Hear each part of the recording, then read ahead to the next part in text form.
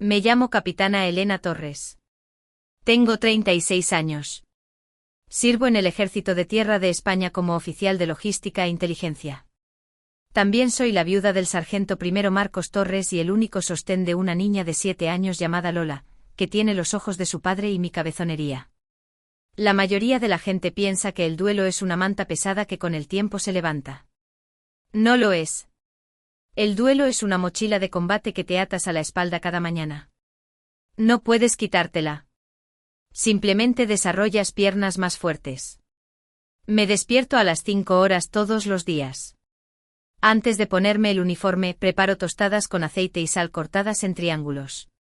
Antes de revisar los informes de inteligencia nocturnos de las misiones en el extranjero, reviso la mochila de Lola en busca de autorizaciones para excursiones. Antes de comandar una compañía de soldados, hago trenzas y negocio con una alumna de primero de primaria sobre por qué no puede llevar su disfraz de Elsa al colegio. Esta es la guerra de la que nadie habla. La guerra de existir en dos mundos que se niegan a encajar. En el ejército soy la capitana Torres. Soy eficiente, estoica y fiable. Analizo rutas de suministro, evalúo niveles de amenaza y aseguro que los convoys se muevan del punto A al punto B sin ser borrados del mapa. Pero para mi familia, específicamente para mi hermano, el coronel Ignacio Nacho Torres, soy simplemente la viuda. Soy el caso de Caridad, la hermana pequeña que solo mantuvo su comisión porque el ejército sintió lástima por ella después de que Marcos muriera. Nacho es el chico de oro, graduado en la Academia General de Zaragoza, ascendido rápidamente a coronel. Tiene la mandíbula para los carteles de reclutamiento y el instinto político de un diputado. Trata a las Fuerzas Armadas como un tablero de ajedrez donde él es el rey y todos los demás son peones, incluyéndome a mí, especialmente a mí. Esta es la historia de cómo mi hermano intentó enterrar mi carrera para construir su propio monumento y de cómo un simple mapa escondido en un archivo clasificado desenterró la verdad. La tensión entre Nacho y yo no era nueva. Era antigua. Mientras crecíamos, Nacho era la estrella. Era el capitán del equipo de fútbol, el número 1 de su promoción, aquel de quien mis padres enmarcaban fotos en el pasillo. Yo era la ocurrencia tardía. Cuando me alisté, mi padre le preguntó a Nacho si creía que yo podría soportar el ruido. Cuando Marcos murió hace 4 años durante una incursión nocturna en una zona conflictiva de Oriente Medio, la dinámica se solidificó. Me convertí en cristal roto que todos temían tocar. Nacho se hizo cargo de los arreglos del funeral. Habló con la prensa.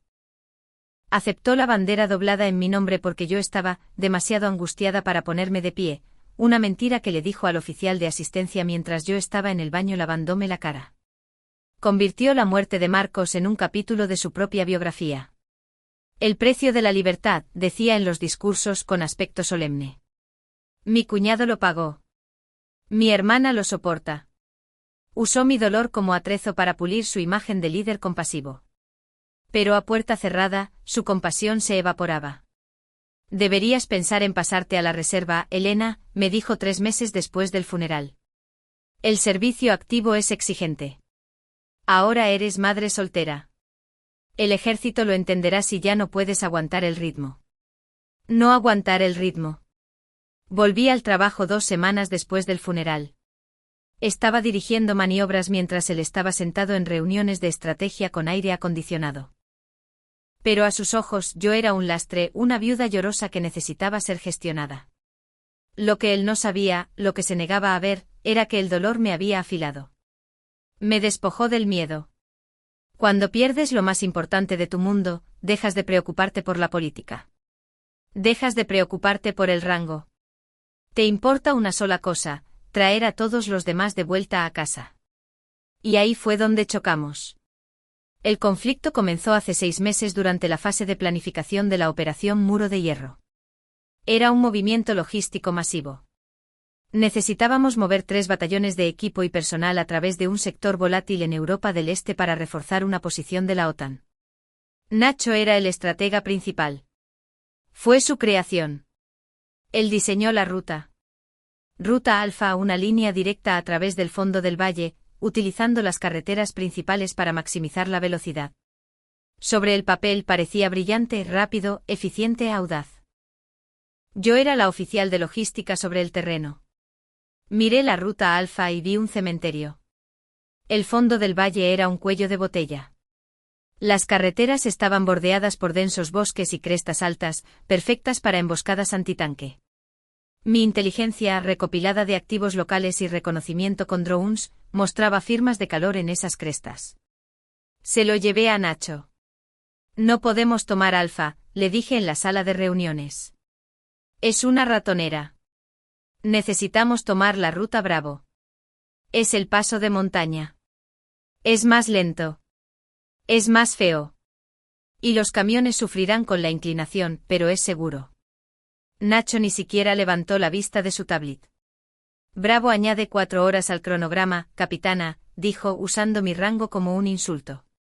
La operación Muro de Hierro trata sobre velocidad, impacto y logística pura. Tomaremos Alfa.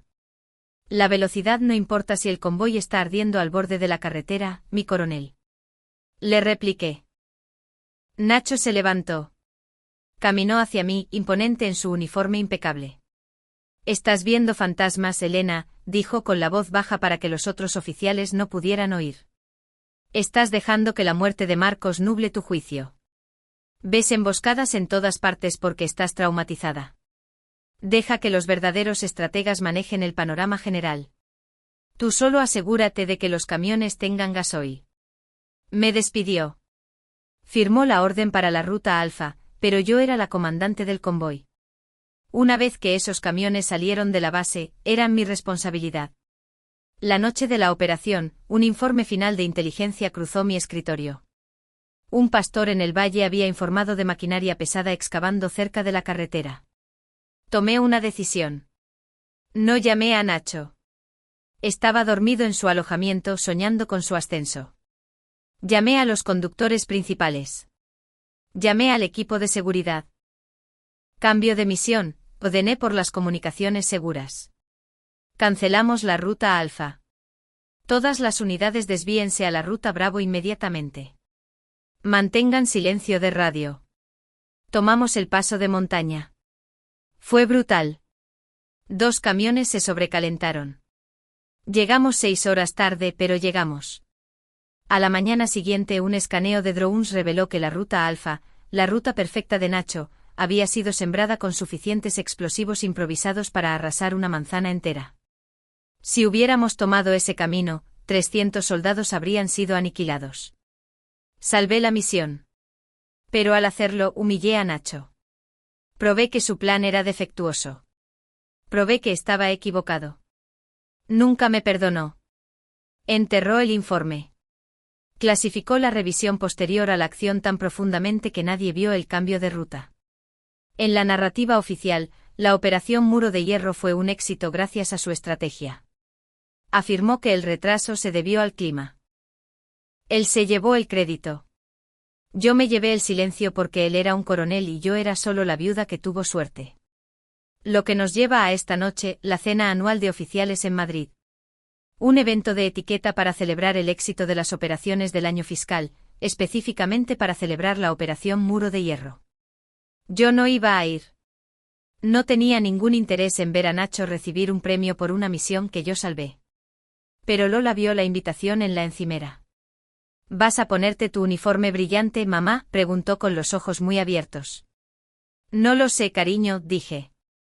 Deberías, dijo ella, tocando las medallas en mi uniforme de gala colgado en el armario. Papá querría que les mostraras que eres fuerte. La verdad sale de la boca de los niños, así que fui. Vestí a Lola con su mejor vestido azul marino.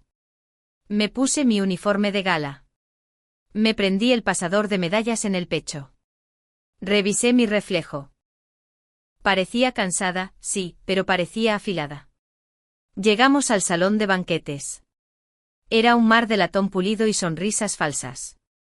Nacho estaba cerca de la entrada siendo el centro de atención con un grupo de generales y políticos.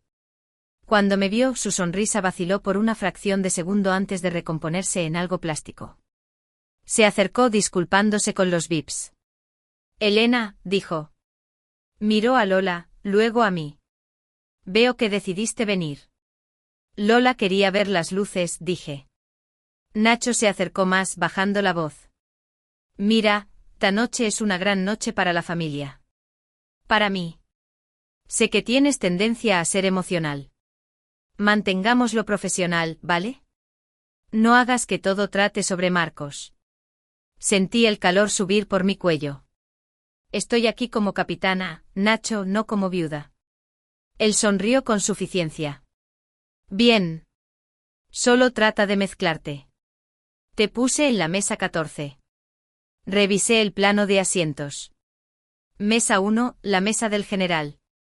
Mesa 2, la mesa de los coroneles. Mesa 14. Estaba al fondo junto a las puertas de la cocina. Y no era una mesa de oficiales. Era la mesa de los acompañantes. Me habían sentado con las esposas y maridos civiles de los oficiales subalternos. Era un insulto calculado. Nacho me estaba diciendo frente a todo el mando que yo no pertenecía con los líderes. Me estaba poniendo de nuevo en la caja en la que él pensaba que yo pertenecía. La esposa, la viuda, la civil adyacente. Miré a Nacho. Ya se estaba alejando riéndose de algo que dijo un político. Podría haberme ido. Podría haberme dado la vuelta y haber llevado a Lola al coche. Pero entonces miré a Lola. Me estaba agarrando la mano, mirándome como si yo fuera Superman. ¿Dónde nos sentamos, mamá?, preguntó. Justo allí, cariño, dije. Caminé hacia la mesa 14. Me senté. Me presenté a los cónyuges confundidos que notaron mi rango y galones y se preguntaron por qué una capitana estaba sentada con ellos. Debe ser un error, susurró una esposa. No, dije desplegando mi servilleta. No es un error. Es una declaración. La cena fue un borrón de pollo gomoso y conversación educada. Mantuve la espalda recta. Me concentré en Lola, cortándole el pan en trozos pequeños, ignorando las miradas de las otras mesas. Entonces las luces se atenuaron.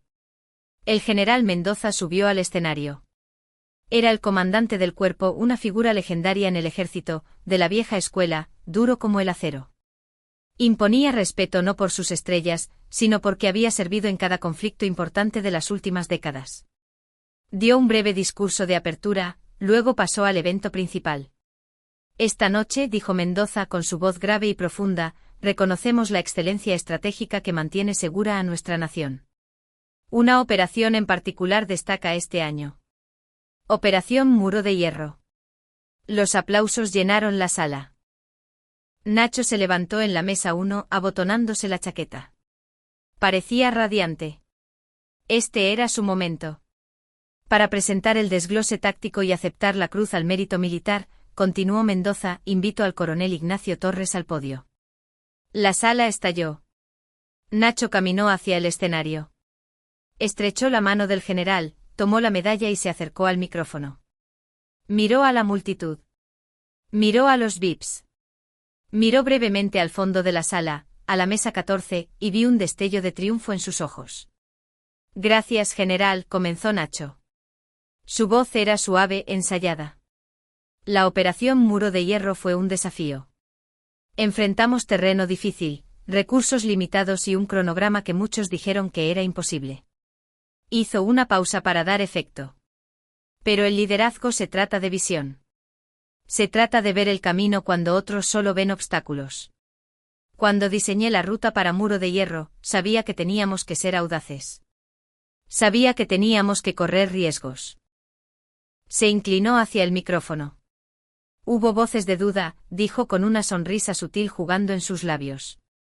Hubo oficiales subalternos que querían ir a lo seguro, que querían tomar el camino lento porque tenían miedo de las sombras, porque dejaban que sus emociones dictaran sus tácticas. Mis manos se cerraron en puños debajo de la mesa. Estaba hablando de mí. Estaba avergonzando públicamente mi precaución, enmarcando mi decisión de cambiar de ruta como cobardía, a pesar de que él se estaba llevando el crédito por el éxito de esa misma decisión. Pero, continuó Nacho, el mando no es para los débiles de corazón. Ordené al convoy que siguiera adelante. Confié en mi estrategia. Y porque mantuvimos el rumbo, porque no flaqueamos, 3 batallones alcanzaron su objetivo antes de lo previsto. Levantó la medalla. Acepto esto no por mí, sino por el ideal del liderazgo decisivo, por el coraje de ignorar el ruido y centrarse en la misión. La sala se puso de pie, una ovación cerrada. Yo me quedé sentada. Miré mi vaso de agua. La injusticia de ello ardía en mi garganta como ácido.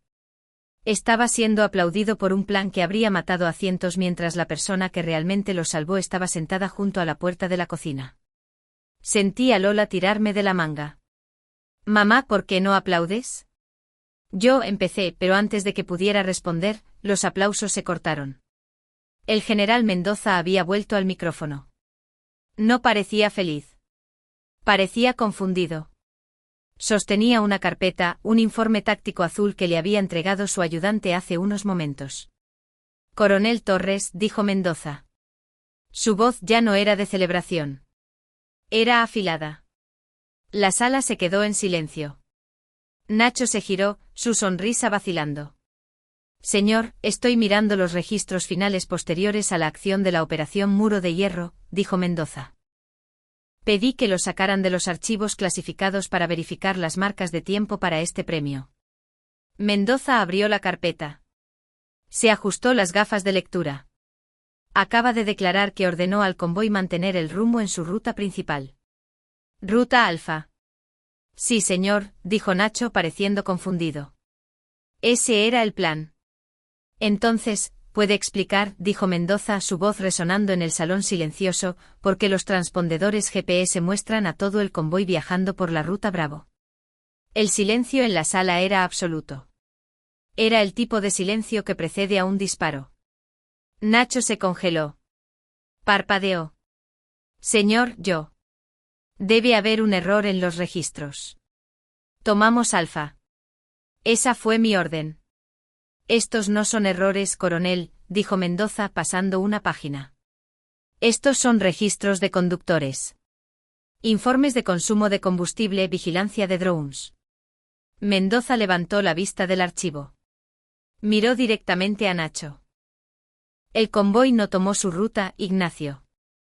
Si lo hubieran hecho, según los informes de desactivación de explosivos encontrados en este mismo archivo, habrían sido aniquilados por un campo masivo de explosivos improvisados. El general se dirigió a la multitud. Alguien cambió la orden, dijo Mendoza. Alguien anuló el plan de vuelo en tierra y desvió el convoy al paso de montaña. Alguien salvó a 300 soldados de una masacre. Miró de nuevo a Nacho. Si no fue usted, coronel, entonces ¿quién estaba al mando del convoy? Nacho se puso pálido. Abrió la boca, pero no salió ningún sonido. No podía mentir. No ahora. No con los archivos abiertos. Miró a la audiencia. Sus ojos se movieron de un lado a otro en pánico, y luego inevitablemente aterrizaron en la mesa 14. El general Mendoza siguió su mirada. El operador del foco, sintiendo el cambio, giró el haz de luz. Barrió la sala, pasó por los coroneles, pasó por los comandantes, hasta que golpeó la esquina trasera. Me golpeó a mí. Me senté allí parpadeando ante el brillo repentino. Lola me apretó la mano. Capitana Torres, llamó el general Mendoza. Me levanté, mi silla raspó contra el suelo. Sí, general, dije. Mi voz era firme. ¿Fue usted la comandante del convoy para Muro de Hierro? Lo fui, señor. ¿Desvió usted el convoy a la ruta Bravo? Lo hice, señor. ¿Bajo la autoridad de quién?, preguntó Mendoza. La sala contuvo la respiración. Este era el momento. Podía mentir. Podía cubrir a Nacho. Podía salvar su carrera y mantener la paz familiar. Podía ser la buena hermana pequeña una última vez. Miré a Nacho de pie en el escenario. Parecía aterrorizado. Me rogaba silenciosamente con los ojos. No lo hagas. No me humilles. Entonces miré a Lola. Pensé en Marcos. Pensé en los soldados que volvieron a casa con sus familias porque tomé una decisión que Nacho era demasiado arrogante para tomar. Bajo mi propia autoridad, señor, dije claramente. La inteligencia indicaba que la ruta Alfa estaba comprometida. El coronel no estuvo de acuerdo con la evaluación. Elegí priorizar las vidas de mis hombres sobre el protocolo. Los jadeos recorrieron la sala. Mendoza me miró fijamente por un largo momento. Luego miró a Nacho. La mirada fue fulminante. Era una mirada de profunda decepción profesional. Así que, dijo Mendoza a Nacho con voz fría. Aceptó un premio por una operación exitosa que casi destruye, mientras la oficial que realmente aseguró la victoria está sentada en la mesa de los acompañantes. Nacho se miró los zapatos. Parecía pequeño. El chico de oro se había desmoronado. Mendoza le quitó la medalla de la mano a Nacho. No fue agresivo, pero fue definitivo. Está despedido, coronel, dijo Mendoza en voz baja. Discutiremos su futuro en mi despacho el lunes. Nacho salió del escenario. No miró a la multitud. Caminó directamente por la puerta lateral hacia la oscuridad. El general Mendoza bajó del podio. No se quedó en el escenario. Bajó las escaleras. Caminó entre las mesas silenciosas. Pasó junto a los comandantes y los tenientes coroneles. Caminó hasta el fondo de la sala, hasta la mesa 14. Se detuvo frente a mí. Capitana Torres, dijo. General. Esa fue una decisión difícil de tomar, dijo. Ir en contra del plan de un oficial superior. Arriesgó su carrera. Arriesgué mi rango, señor, dije. No a mis hombres. Ese es un intercambio fácil. Mendoza sonrió. Fue una sonrisa genuina. Eso, dijo girándose hacia la sala, es como suena un oficial. Desprendió la cruz al mérito militar, la que acababa de quitarle a Nacho. No pidió permiso. Dio un paso adelante y la prendió en mi uniforme de gala justo encima de mi corazón. Esto le pertenece a usted, Elena. Dijo. La sala no vitoreó de inmediato. Estaban demasiado atónitos. Pero entonces una sola persona comenzó a aplaudir, luego otra. Luego toda la sala se puso de pie. No aplaudían a una viuda. No aplaudían a una víctima. Aplaudían a una estratega. Miré a Lola. Ella estaba radiante. Te dieron la brillante, mamá, gritó sobre los aplausos. Sí, cariño, susurré con las lágrimas finalmente asomando a mis ojos. Me dieron la brillante. Después de la cena, encontré a Nacho en el aparcamiento. Estaba apoyado en su coche, fumando un cigarrillo. No lo había visto fumar en 10 años. Levantó la vista cuando me acerqué. La arrogancia había desaparecido, reemplazada por un agotamiento vacío. Me arruinaste, dijo. Su voz carecía de calor. Era simplemente objetiva. No, Nacho, dije con calma. Te arruinaste tú solo. Te enamoraste del mapa y te olvidaste del terreno. Se rió amargamente. Soy tu hermano. Deberías haberme cubierto. Te cubrí, dije. Te cubrí durante 6 meses. Dejé que te llevaras el crédito porque no me importaba la gloria. Solo me importaba que el trabajo se hiciera. Di un paso más cerca. Pero te volviste codicioso. Querías la medalla y querías avergonzarme para conseguirla. Me pusiste en la mesa 14, Nacho. Intentaste hacerme pequeña. Me ajusté la nueva medalla en el pecho. Olvidaste que no soy solo la viuda de Marcos. Soy un soldado, y los soldados contraatacan. Nacho tiró el cigarrillo. Me miró. Realmente me miró por primera vez en años. Ya no veía a su hermana pequeña. Veía a un igual. Y se dio cuenta de que nunca más podría intimidarme. ¿Qué pasa ahora?, preguntó. Ahora, dije, tomando la mano de Lola. Aprendes a ser un mejor oficial o te apartas de mi camino. Pasé junto a él hacia mi coche. Un año después, estaba de pie en la sala de reuniones del Estado Mayor. El mapa en la pantalla era complejo, mostrando líneas de suministro que se extendían por 3 continentes. Directora Torres, preguntó un comandante desde la primera fila. ¿Cuál es la decisión sobre la ruta sur? Miré el mapa. Miré los informes de inteligencia. Los datos tienen 2 días de antigüedad, dije. Cancelen la ruta sur. Vamos por el norte. Es más difícil, pero es más seguro. Sí, mi teniente coronel, dijo el comandante. Miré mi reloj. 5. Muy bien, equipo. Reunión terminada. Salí de la sala de guerra y entré en el pasillo. Ya no era la capitana Torres. Era la teniente coronel Elena Torres, directora de logística estratégica. No llegué allí por simpatía. No llegué allí por mi hermano. Llegué allí porque tenía razón cuando importaba. Caminé hacia la guardería en la planta baja. Lola salió corriendo sosteniendo un dibujo de un tanque con flores saliendo del cañón. ¿Lista para irnos, mamá?, preguntó. Lista, dije. Caminamos hacia el aparcamiento. Todavía visito la tumba de Marcos. Todavía lo extraño todos los días. Pero ya no voy allí para pedir fuerza. Voy allí para contarle sobre la nuestra. No soy invisible. No soy una nota al pie. Soy quien dibuja el mapa. Y me aseguro de que todos lleguen a casa.